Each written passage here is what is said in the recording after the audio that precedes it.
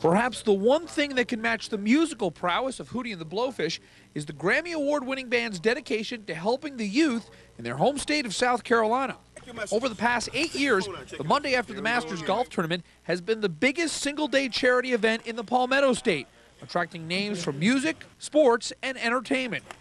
Over $1.5 million has been raised for the South Carolina Junior Golf Foundation and the Hootie and the Blowfish Foundation. The band's generosity has hit close to home. Look no further than a $60,000 gift to the Timmonsville Education Center in 2002.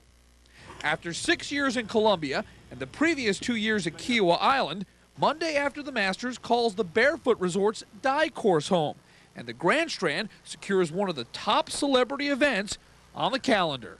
We open ourselves up to a new market, maybe some younger golfers, maybe some golfers who hadn't thought about coming to Myrtle Beach before in the past.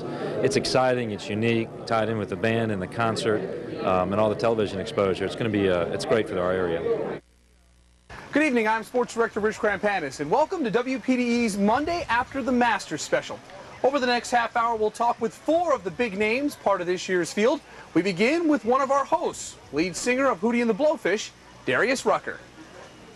You know, see people like Dan Marino and Dan Patrick and Brian, we don't even send them invitations anymore. You know, we just know they're going to come. You know, like Brian last night, you know, we were on the golf course playing golf, and Brian Cox called us up. He's, all right, what course you guys on? You know, he's in Kiowa. He didn't even look at his invitation or anything. He went to this, figured we were in Kiowa again. You know, we're like, dude, we're in Myrtle. You know. We've got to get this out of the way because all week long I've had people coming up to me and they're saying, boy, you're gonna get to talk to Hootie. And I go, no, I'm going to talk to Darius Rucker and the members of the band. Hootie and the Blowfish are not actually in Hootie and the Blowfish. Let's get this straightened out right now. Those are just 2 buddies of mine from college. You know, one guy was Hootie and his best friend was the Blowfish, and they're still, and they were good friends of mine, and that's where the name came from. You know, we all consider ourselves Blowfish. Cracked Rear View, first album, that there are albums that are, you know, every 5 or 6 years that come out that hit that home run where there's not only one hit, not only 2 hits, but I mean, when I grabbed the CD last night and just hit after hit after hit, and that was your guys' first album. Yeah, it was, you know, that was wild. That album's such a phenomenon. That's something that, you know, one of those records that you can't explain why it happened, and you know, and you never believe it's going to ever happen again for you. You know, that's just one of those things. It was, you know, everybody in the country seemed like they wanted that record. You know, it was like you couldn't turn on a radio station without hearing us. And that was just a wild time, man. The mid-late 90s was a wild time for us. It was a blast.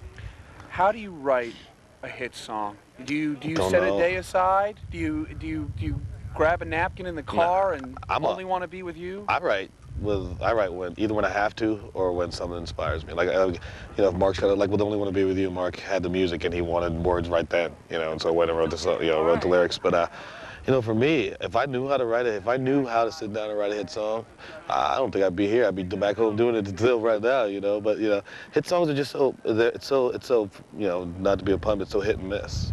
And hit songs is, nowadays is not so much about the song or the producer, but about, you know, your record company wanting to put a lot of money behind making it a hit. That's really what it's all about. Final question, and this is going to be the theme of our special tonight. I'm going to ask every one of our guests this question. An all-time foursome, the 3 guys that you would have played with, that would be the all-time Darius Rucker foursome with you included. Good call. Dr. King, of course.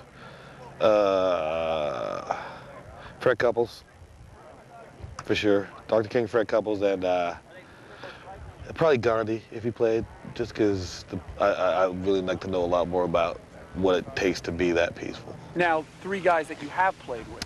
Tiger, you know, he's my friend and my boy. I love him. You know, Tiger, I'd like to play with him. I think me, Tiger, Charles, and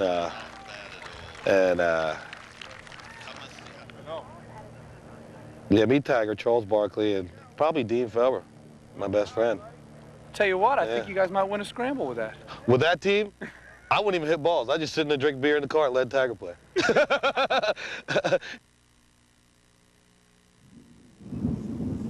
When we come back, a conversation with Dan Patrick about Augusta National and ESPN.